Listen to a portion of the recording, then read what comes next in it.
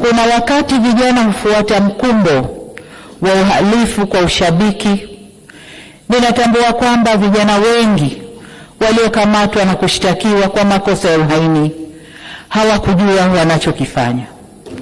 Nikiwa mama na mlezi wa taifa hili, ninavyoelekeza vyombo vya sheria na hasa ofisi ya mkurugenzi wa mashtaka kuangalia kiwango cha makosa yaliyofanywa na vijana wetu. Kwa wale ambao wanaonekana walifuata mkumbo na hawakudhamiria kufanya uhalifu, wawafutie makosa yao.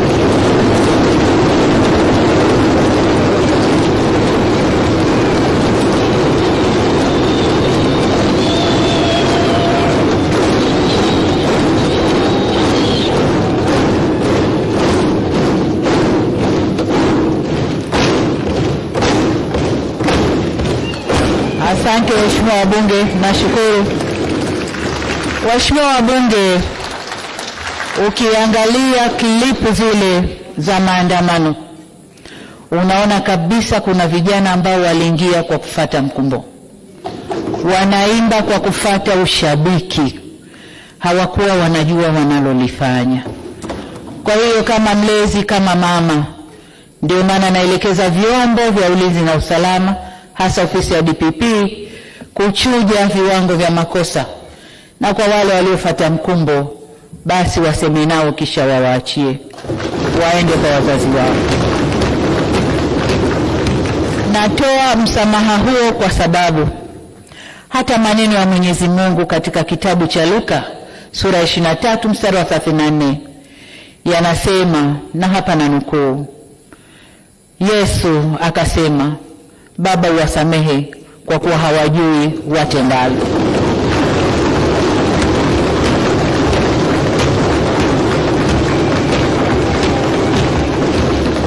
Ndugu zangu wa Tanzania, tujifunze kutokana na mapito yetu.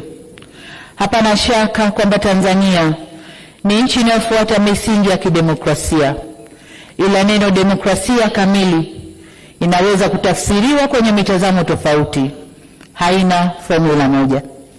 Kama taifa tunaendelea kujifunza na kujirekebisha. Hivyo basi sote kwa umoja wetu tunapaswa tuitumie fursa hii, tuendelee kujifunza, tujirekebishe na tukubaliane jinsi ya kuendesha nchi yetu kidemokrasia kwa kuzingatia tamaduni, mila na desturi zetu na sio za kuletewa.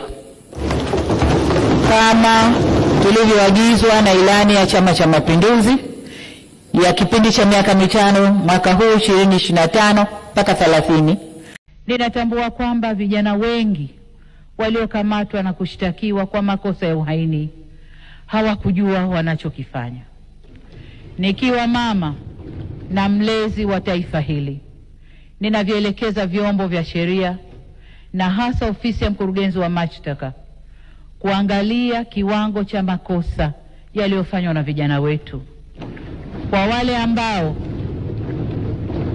wale ambao wanaonekana walifuata mkumbo na hawakudhamiria kufanya uhalifu, wawafutie makosa yao. Niwasihi sana wanangu vijana wa Tanzania, nchi hii ni yenu. Kwa shida zozote zile zinazowakabili, msikubali hata siku moja kushawishiwa kuichoma nchi yenu wenyewe. Msikubali kukata tawi la mti ambao mmeukalia. Msikubali kabisa. Hili nawaomba mlikatae kwa nguvu zenu zote. Ninyi ndio walinzi na wajenzi wa taifa hili, na wasihi kamwe msije kuwa wabomoaji wa taifa lenu.